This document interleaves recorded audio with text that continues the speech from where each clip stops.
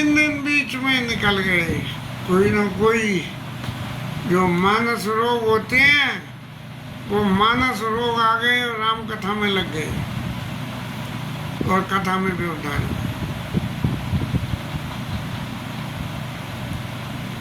बाबू जी का श्राद्ध, दूसरे दिन कुछ और, तीसरे दिन कुछ और आज भी बैटरी बिल्कुल डाउन। ये पता नहीं है 9 से 10, 10:30 ऐसी बैटरी डाउन होती है और फिर यहाँ आके ज़बरदस्ती कथा में बैठ जाओ तो ठीक है, और नहीं बैठो तो बैटरी डाउन ही पड़ी रहेगी। एक सीधी सी बात है ये। भुसुंडी महाराज ने मानस रोगों की व्याख्या बहुत लंबी चौड़ी कर दी। ये मानस रोग, ये मनुष्य शरीर रखोगे तो उसमें आवेंगे ही आवेंगे और इनसे बच नहीं सकते हो।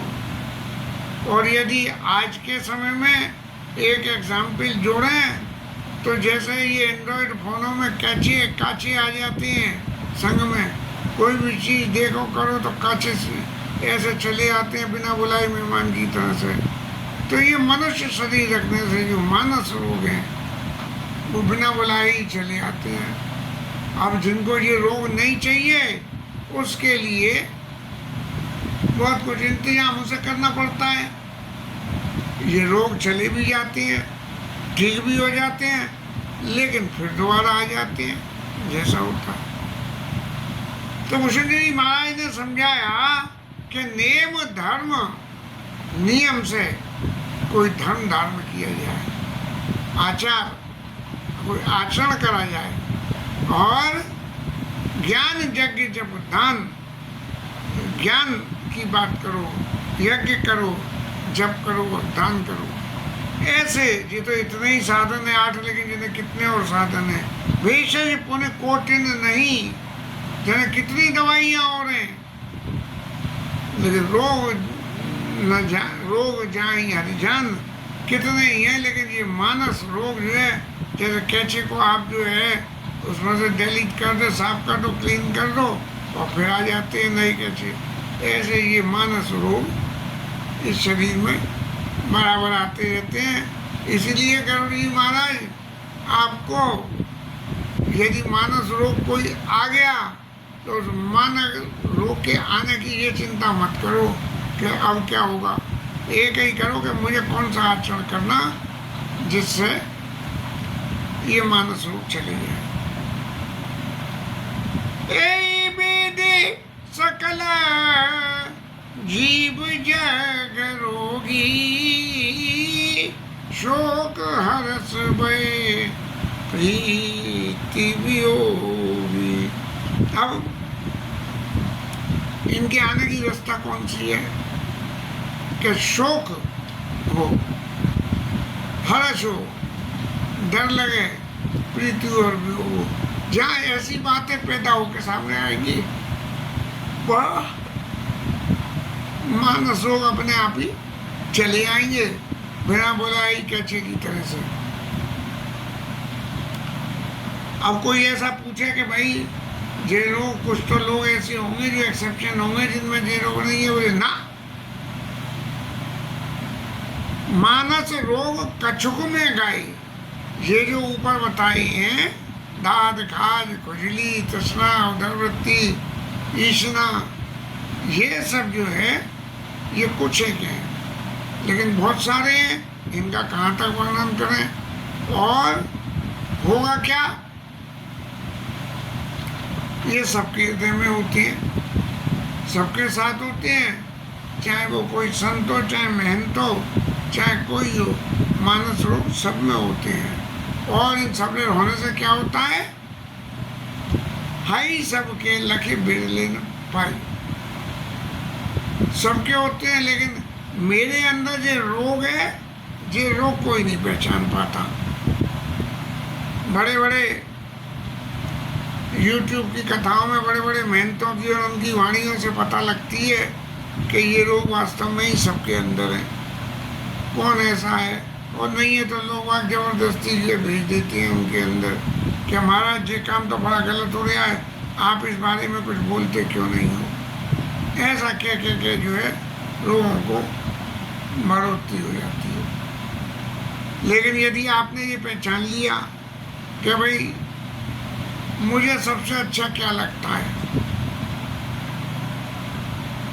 सबसे जो है ज़्यादा प्रीति किसमें है, तो जाने ते जी जई का चुपापी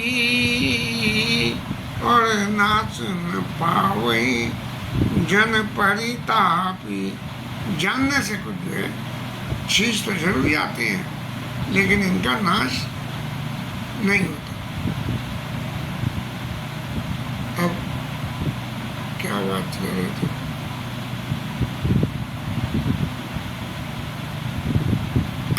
बोले विषय कुपत्य पायंकुरे और मुनि विदे का नरबापुरे। जानने से अगर आप जान गए तो रोग कुछ नष्ट हो जाएंगे, आप छोड़ने का कोई प्रयास करोगे। लेकिन इनके पैदा होने का कारण क्या है कि विषय कुपत्य, जैसे खाने में शरीर में रोग बुखार आता है तो कोई उल्टा सीधा खा लिया तो पेट खराब हो गया तो आता है। तो विषय रूपी कुपत्य को जो खाएगा विषय भोग की बातों को करेगा। विषय कुपत्य पाई अंकुरे, और ये कैसे पैदा हो जाते हैं विषय सुख मिलते ही, जैसे धरती में चना डाल दो तो पेड़ उगी आवे, अंकुर उगी आवे, ऐसे उगी आती है।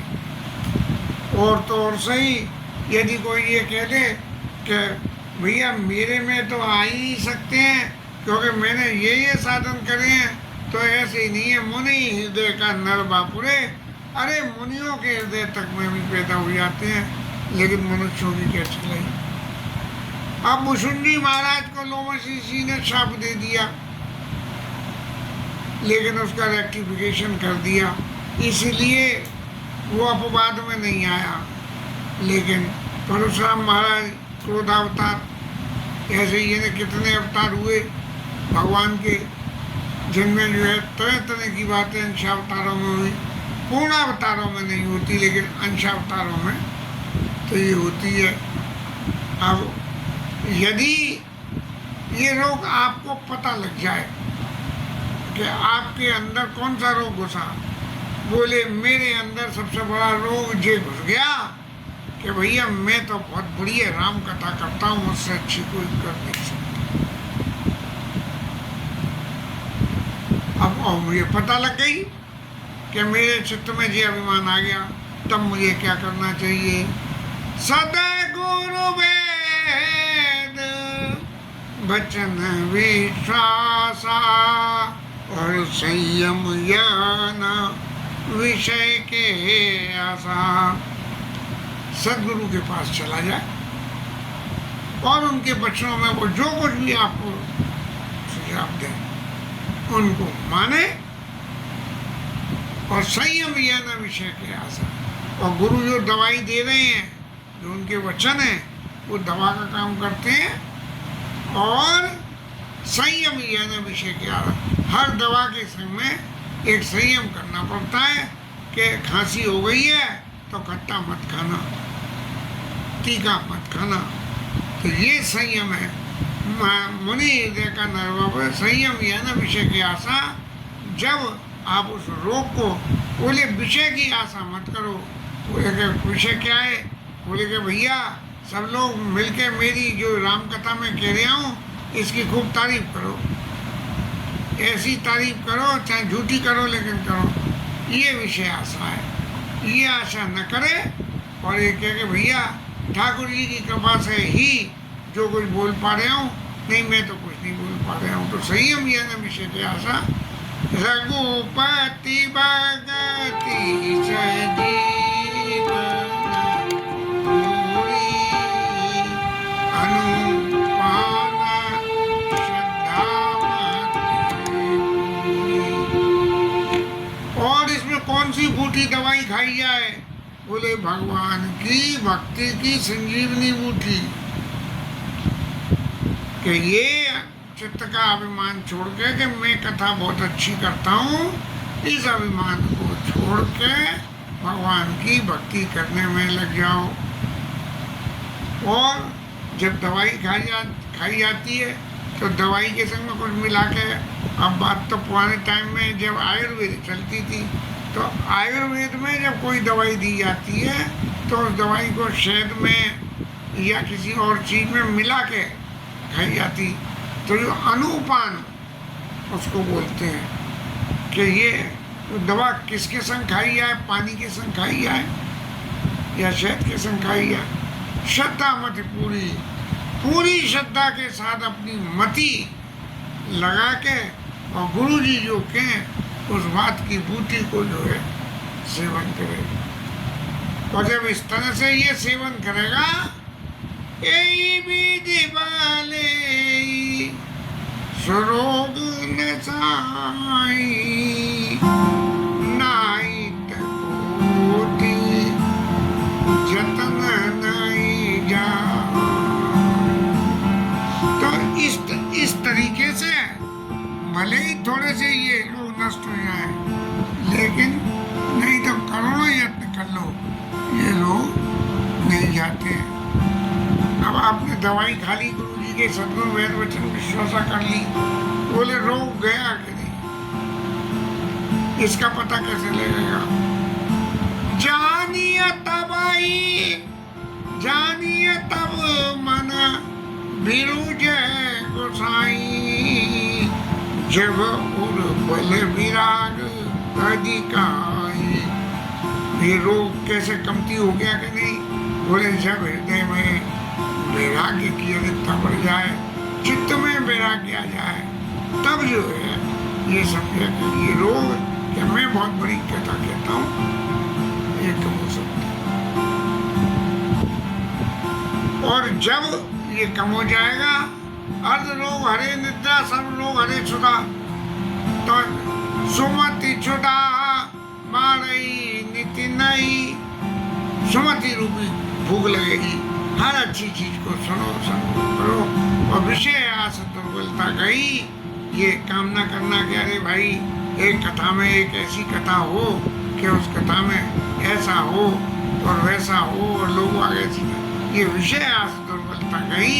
तब जो है विमल ज्ञान जब सुनाई, तब रह राम भगति छाई।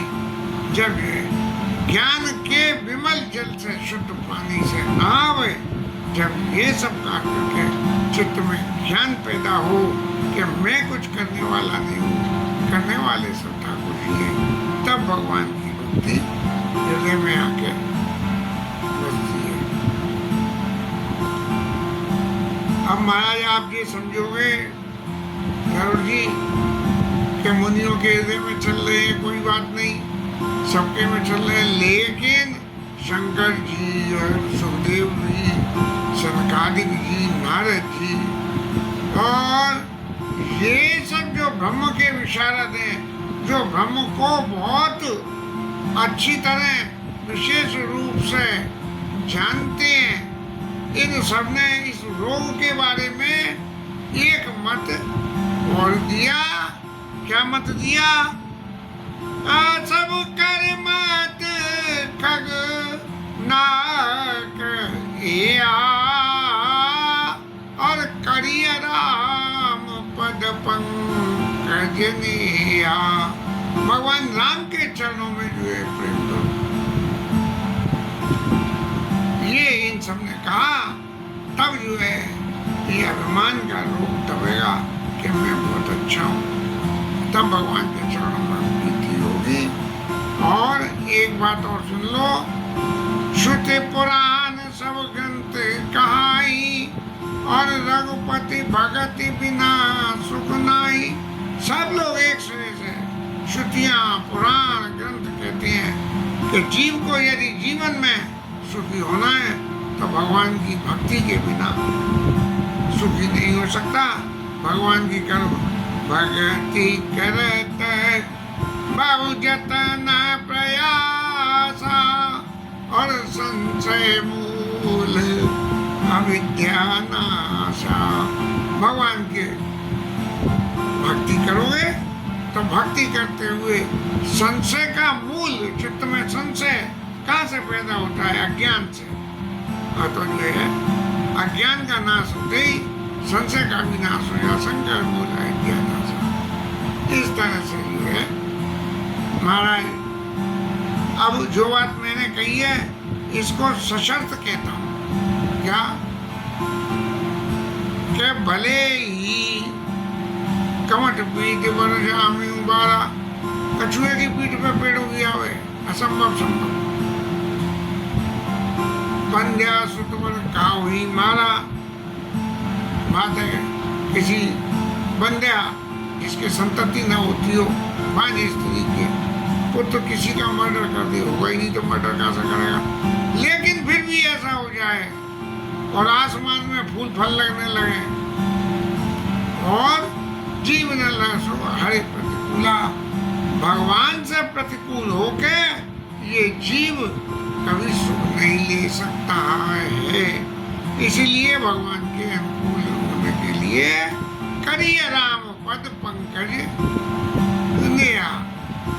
आगे फिर भी कहते हैं कि आकाश में तरह तरह के फूल उगिया में और मग जल के मृत तृष्णा के जल से भले ही प्यार बन जाए, अंधकार भले ही सूर्य को हरा दे, राम विमुख न जीव सुख पावे। लेकिन राम जी के विरुद्ध होकर ये जीव सुख नहीं पा सकता है। और असंभव का क्या संभव के हिमते अनल प्रगट किन होई, और बिन विमुख राम सुख पाव न कोई। भले ही बर्फ में से आग निकली आवे, निकलती नहीं है, लेकिन यदि निकल भी आवे तो भी विमुख राम को न सुख पावे।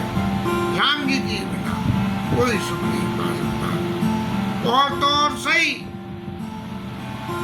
बारी मते तो होई बल, पानी में से घी निकली आवे और सिकता ते तेल, बालू में से तेल निकली आवे। और बिनवारे भजन न भवतरिया, यह सिद्धांत अपेल। यदि संसार सागर से पार जाना है तो भगवान का भजन करो, बिना भजन के इस संसार सागर से पार नहीं जा सकता।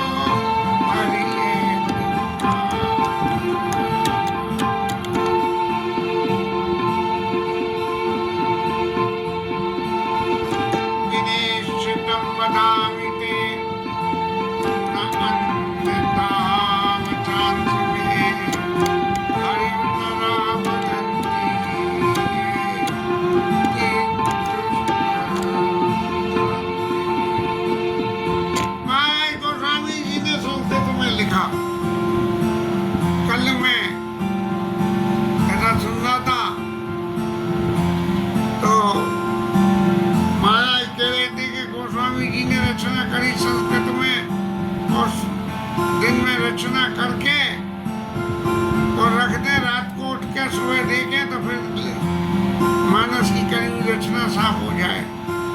7 दिन तक ऐसा ही होता रहा।